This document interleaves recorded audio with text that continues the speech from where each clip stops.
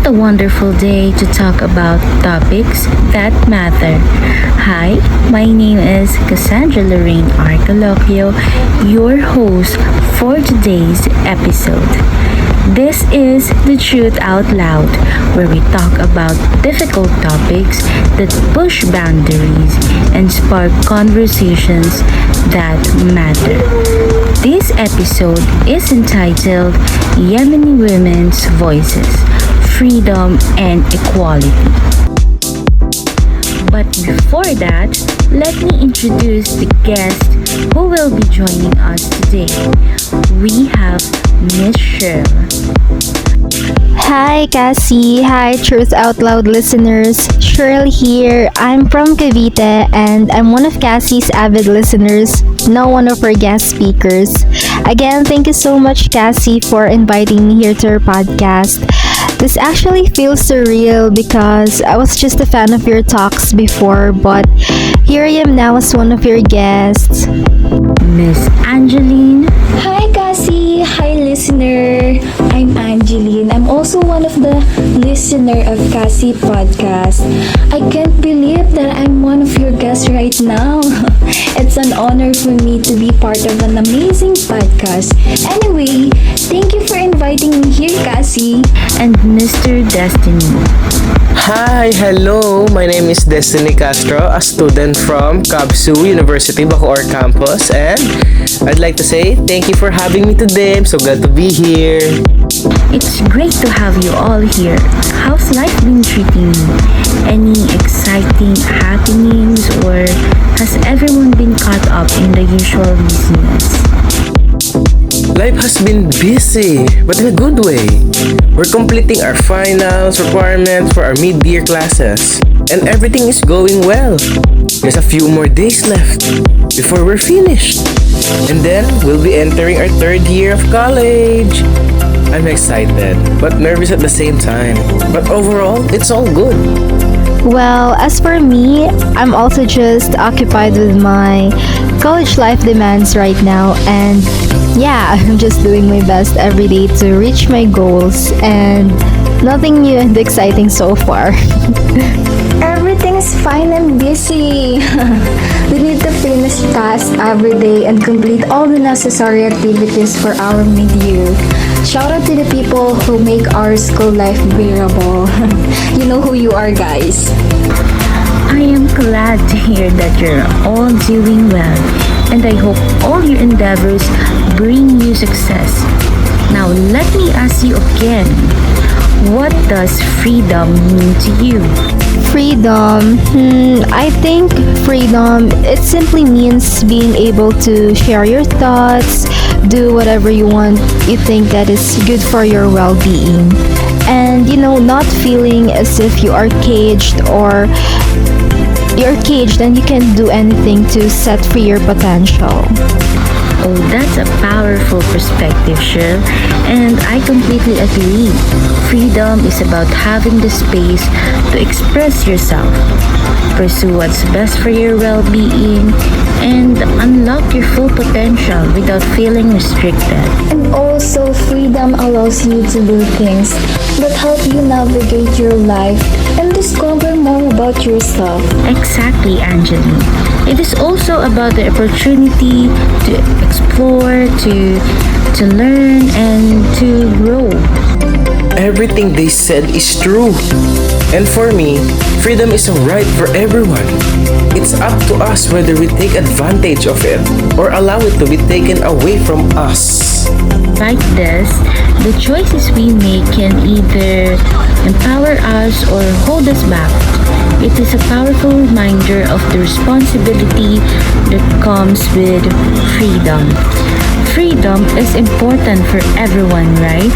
But what if someone is born as a woman in a country where men don't allow women to do the things that everyone has a right to do?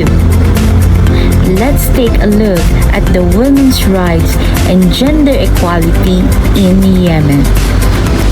So according to Amnesty International in 2019, Yemen ranked last in the World Economic Forum's Global Gender Gap Index for 13 consecutive years.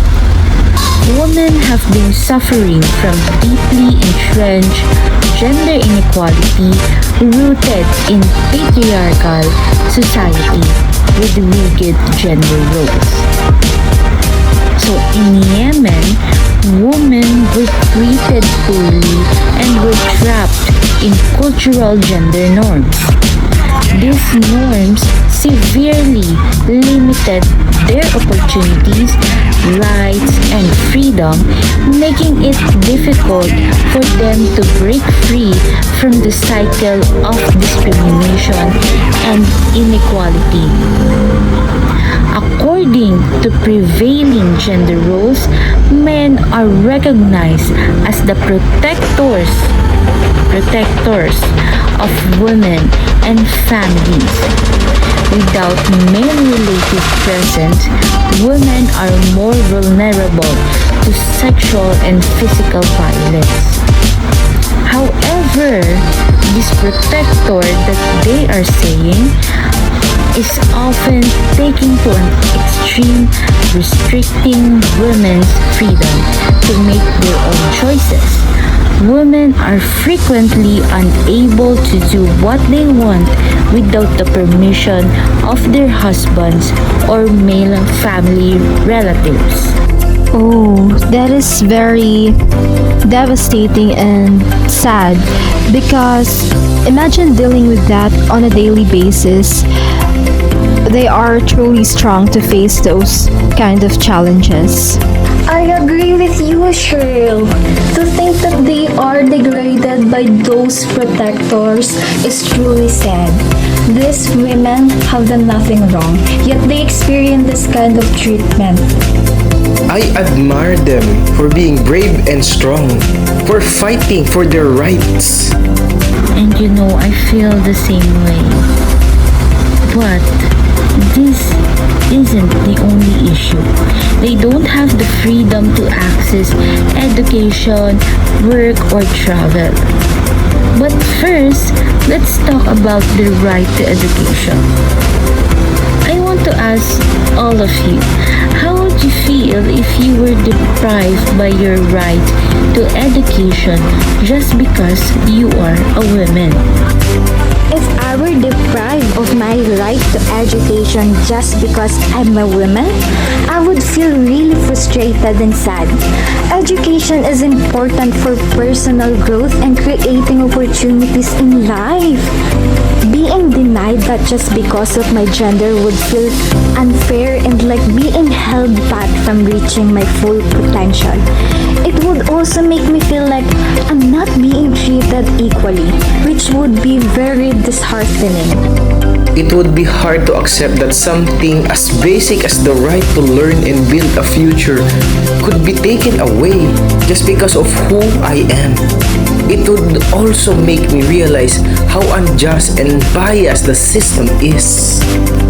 As cliche it may sound, it's true that education is a treasure that nobody can take away from you. And if I were deprived of that right to learn, to be educated, then to me that would really make me feel frustrated and incomplete because I'm a woman, not just a woman, and I have dreams, I have talents and skills I can improve, and education is one major key that can bring out the best in me. It's heartbreaking to think that something as fundamental as education, which shapes our entire future, can be taken away based on gender alone. Now, I have read something in the Virgins Project in 2019, one of their articles. They said that the one of many reasons women are unable to go to school or get an education is that about 32% of girls are married before the age of 18. Then with the 9% being married before turning 15. They said that due to poverty, girls in Yemen are being married off as a source of income. Marriage is seen as a way to reduce the cost of caring for girls and is believed to offer them the safety that a husband can provide. Now I have a question. Given this situation, how do you think early marriage affects a girl's opportunity and potentials in life? I think they feel pressured because they are given such responsibility at an early stage of their life. And when a girl is married off at a young age, she is often forced to take on adult responsibilities that prevent her from continuing her education. And this lack of education not only limits her knowledge and skills, but also her ability to make informed decisions and pursue a career. And of course, if you don't have an education and skills, it will only lead to poverty, an endless cycle of poverty. That is really devastating because you lose the right to get an education once you're married.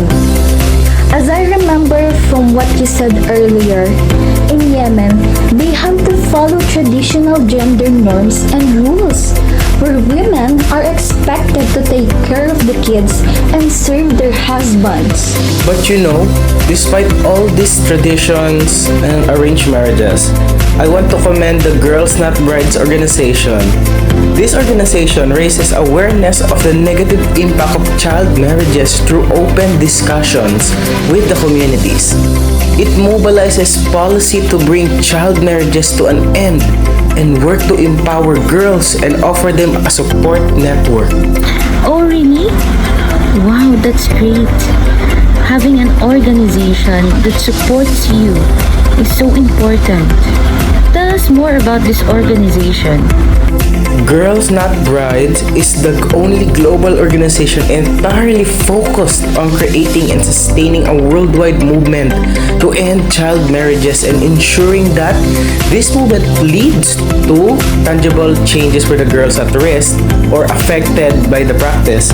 They are a network of over 1,000 civil society organizations in over 95 countries, all committed to working in partnership to end child marriage. Their vision is a world without child marriage, where girls and women enjoy equal status with boys and men, and are fully able to achieve their full potential in all aspects of their lives. Their vision challenges deeply embedded social and legal norms that harm the lives of girls, women, and their communities. Oh, what a powerful organization. I truly admire their dedication to ending child marriage around the world. I agree with all of you. Child marriage needs to end. But we all know that child marriage is not the only reason girls cannot go to school or get an education. Did you know that in Yemen, public schools are co-ed until grade 4? So girls and boys are usually seated apart from each other due to cultural and traditional beliefs.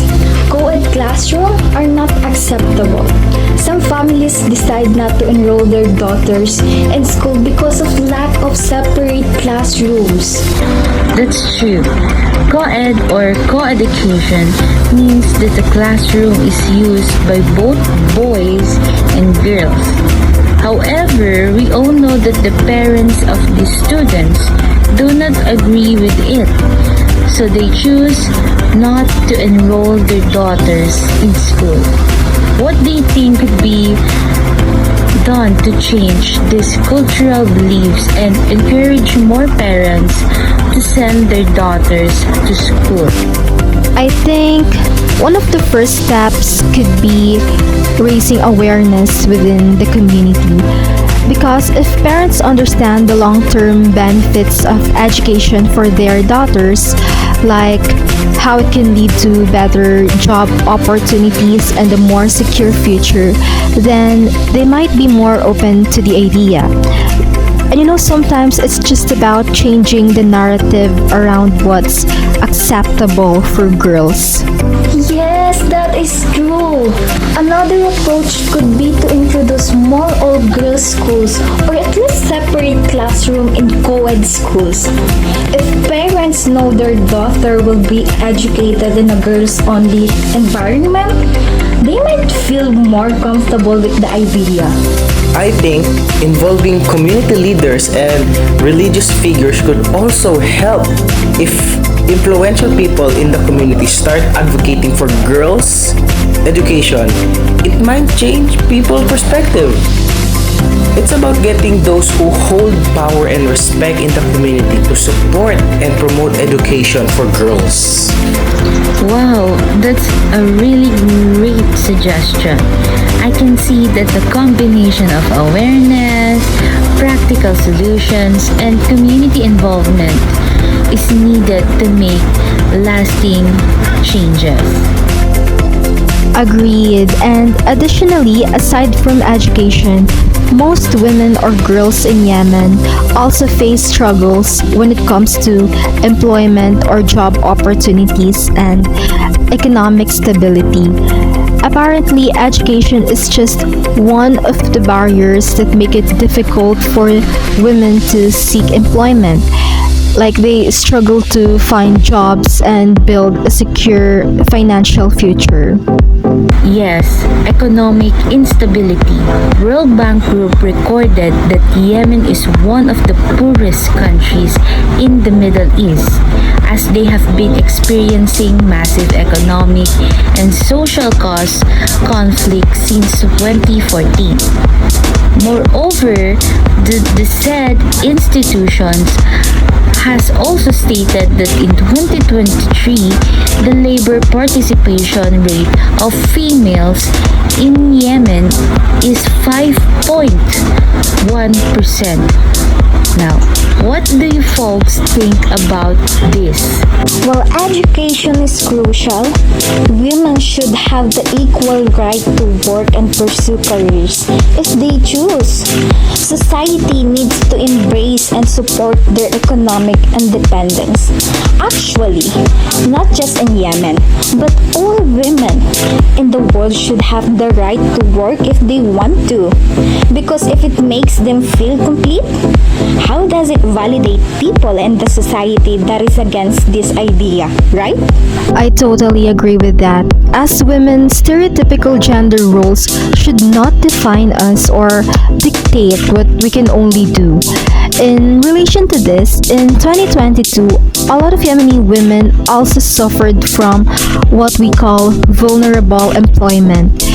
By the way, when we say vulnerable employment, workers are least likely to have formal work arrangements, social protection, and safety nets against economic shocks. So the tendency would be that they are more likely to fall into poverty. So I can just imagine the struggle these women have to go through just from wanting to earn money, pursue their career, or help their family financially. Exactly.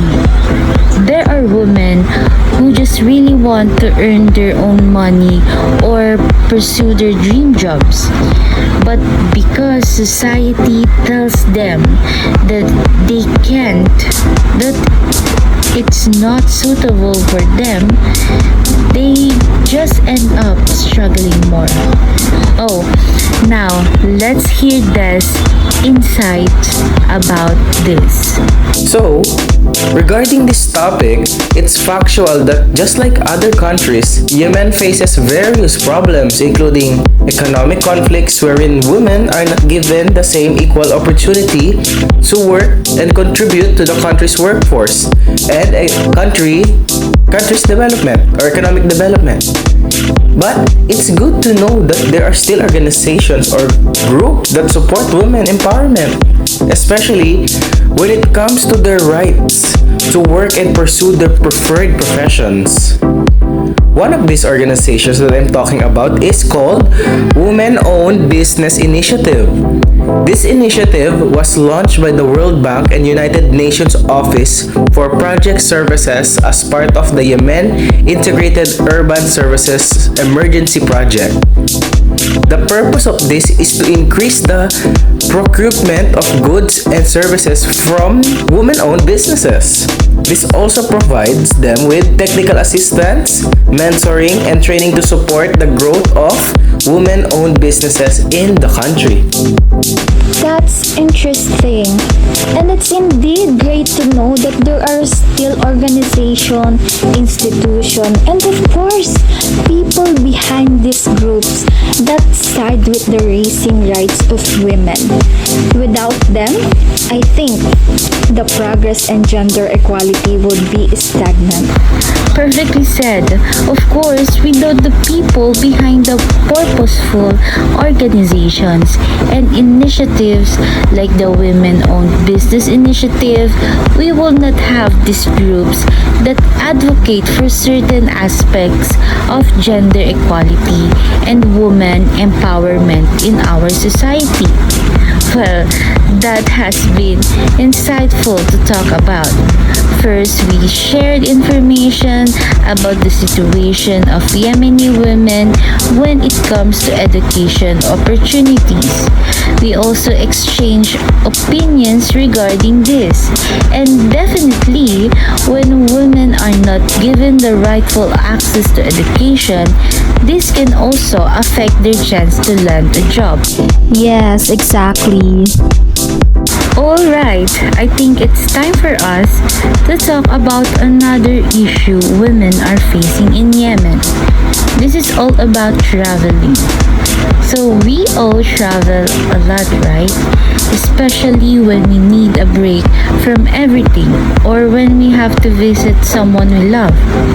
Now, how does traveling impact your sense of freedom and connection with others? Traveling makes me feel free because I can explore new places and take a break from my everyday life. And also it's a chance to do things on my own terms, which feels really liberating. And when it comes to connecting with others, traveling helps me bond with people, whether it's like spending time with loved ones or meeting new friends. I agree. When I was visiting my old friend in her hometown, I wasn't just spending time with her.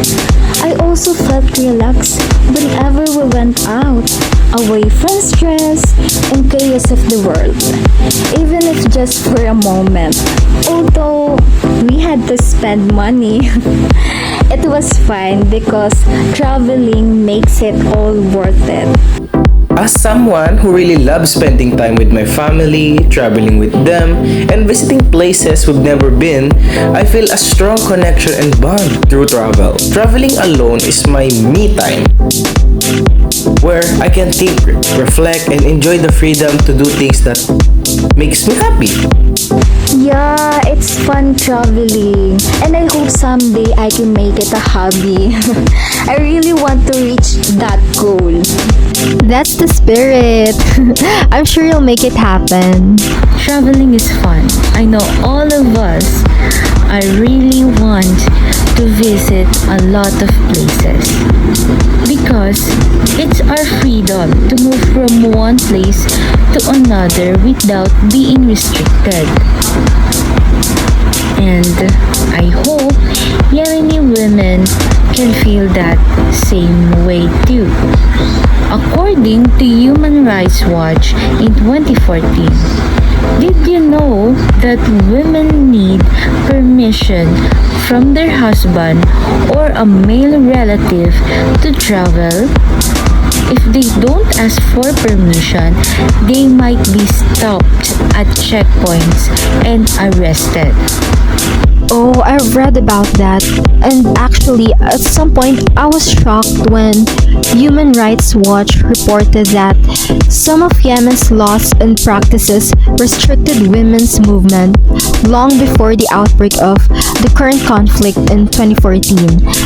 And in Yemen's 1992 personal status law, it states there that women can lose their right to spousal maintenance if they leave the marital home without their husband's consent or without a legitimate reason. And also in the north, Houthi authorities increasingly began requiring women to travel with a male relative or to provide evidence of their male guardian's written approval after taking control of Sana, a policy that had not existed before the war. In 2019, local media reported that the Houthi authorities had issued directives to local bus transportation companies, requiring women to be escorted by a male relative when traveling between cities in Yemen. Imagine that! That's really upsetting to hear. It's hard to imagine living somewhere where you can't move around freely without a male relative's permission. These rules just seem to tighten the control men have over women's lives, making them even less independent. It's not just about travel, it's about taking away basic rights and freedom. And that's only in the northern part of Yemen. In the south, according to Human Rights Watch in 2014, one of the 21 women interviewed said that they have been forced to turn around or were stopped at checkpoints, sometimes for many hours when trying to move from one place to another without a male relative. Not only that, many reported being harassed and humiliated at checkpoints. And one activist from Aden was interviewed and said she had been stopped for hours at internationally recognized government-controlled checkpoints while entering 𝑀𝑒𝑚𝑏. She mentioned that after 5 hours, someone she had called to help her came to the checkpoint with a military ID and told the checkpoint officer that he was her relative and would guarantee her stay. Now the checkpoint officer response was, she said, but she's working with NGOs and women who work with NGOs are beep, and it is an insult.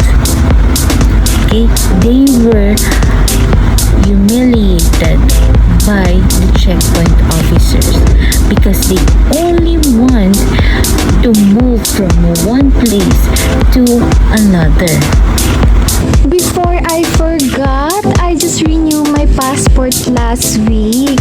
And after Cassie invited me to her podcast and told me about the topic, I immediately researched passport in Yemen.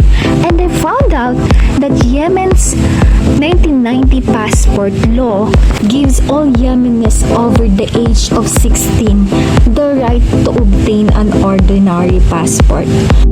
However, in practice, the authority requires a woman to have both the permission and presence. However, in practice, the authority requires a woman to have both the permission and presence of her male guardian to obtain or renew her personal identity cards or passports. Wow, that's really shocking. It's hard to believe that even something as basic as renewing a passport requires a woman to have permission from a male guardian. It's like every aspect of their life is controlled, right? And they have to jump through so many hoops just to do something that should be a simple process. And it really makes us appreciate the freedom we often take for granted. As of March 2024, according to Human Rights Watch, the authorities are stopping women from traveling between places and in some cases from traveling abroad without a male guardian's permission or being accompanied by a male relative. Houthi authorities have greatly increased restrictions on women's movement in the areas they controlled since taking over Sana'a. This is the capital, and much of the northern Yemen over the last 9 years. Yemeni government forces and the STC have also restricted women's movement in the south. It feels like every step forward is met with more barriers. And it's hard to see how things will improve under such strict control. Thanks to NGOs and international bodies advocating for women's rights in Yemen. They are there to support and fight for the freedom and equality for Yemeni women, such as the Yemeni Women's Union. The Yemeni Women's Union is an independent, voluntary non-governmental organization that has been active since the 1960s. The union was merged in 1990 when the unification of Yemen was achieved in both the south and north, becoming an organization that includes women from different age groups, economic and social classes, and political affiliations. Thanks for sharing that, Angelyn. It's amazing to see how the Yemeni Women's Union has been supporting women for so long. They're really making a difference by bringing women together to fight for their rights, even in such tough conditions. Now, we have talked about how the current conflict in Yemen affects women and the way they live. Movement restrictions against women just add to issues with gender equality. The domination of male guardianship basically limits women in all aspects. In Yemen's constitution states that all citizens are equal in rights and duties, and that freedom of movement from one place to another within the country is guaranteed for all citizens and may not be restricted except by law and for reasons necessitated by the security and safety of the people. The law shall regulate entry and exit from Yemen. That's from the Yemen's constitution. But this isn't really shown in practice. I agree. The war ongoing in Yemen must have been already hard for all people there. But this movement restrictions for women controlled by male guardianship just makes it more an unjust system for the women living there. And of course, as we have already mentioned, restrictions on women's movement isn't the only conflict they have to go through. Women also have to go through struggles to study, have an education, or land a job. And these problems probably take a toll on their mental health already. The war in Yemen has been going on for years now, and according to the news and articles, there is no really great support for women's empowerment from the government with the complicated militia leadership going on. Again, for 13 years, Yemen has consistently ranked at the lowest position on the Global Gender Gap Index, determined by the World Economic Forum. Gender stereotypes, discriminatory laws, and economic disparities all contribute to women's vulnerability to violence. Sadly, that's right. And this issue lead them to financial crisis that give them limited access when it comes to food, water, sanitation, and healthcare. That's right. And again, it's important to acknowledge the vital role played by NGOs and international organizations in supporting women in Yemen. They provide crucial assistance and advocate for their rights in a context marked by conflict and hardship. Their empathy and dedication are truly commendable. Thank you again for taking the time to share your insights in this episode. I really appreciate everything we discussed. I hope I can invite you again. This has been fun and informative, and I can't wait to have you back in the future. Thank you, Cassie, for letting us talk about this situation in that country, Yemen. As women, we also have the right to be free and do the things we want. And it's disheartening to think that there are still countries so devoted to traditional beliefs and strict gender roles, and they refuse to accept that times have changed. And with this, I hope they wake up and realize that it's not just men who can make a difference in the world. Women can too. Thank you for inviting us. You know, Sherl and I always listen to The Truth Out Loud, and to think that we are now guests here, it makes me proud and excited. I hope we can come back and talk about many more things. Today's topic is a difficult one to address, especially since we never experienced any of that and have never been to Yemen. But as someone who has read interviews with Yemeni women, it breaks my heart to hear their stories. Imagine going through that on a daily basis, experiencing things you don't deserve. I hope they can open their eyes and see that women in Yemen are incredible and capable. Thank you so much for this opportunity to speak on one of your episodes. Cassie, I'm not a woman, but I strongly believe that women should be treated fairly and should be given the freedom to live their lives without restrictions. Everyone deserves equality and respect, regardless of gender. And it's important that we all stand for these rights. Yes, that's right. You all slayed it today. Once again, this is The Truth Out Loud, where we talk about difficult topics that push boundaries and spark conversations that matter. I am Kasandra, Lorraine, our Coloquio, and thank you for listening to this episode. We hope to see you in the next one. And let's all remember what Beyonce said: who run the world? Girls.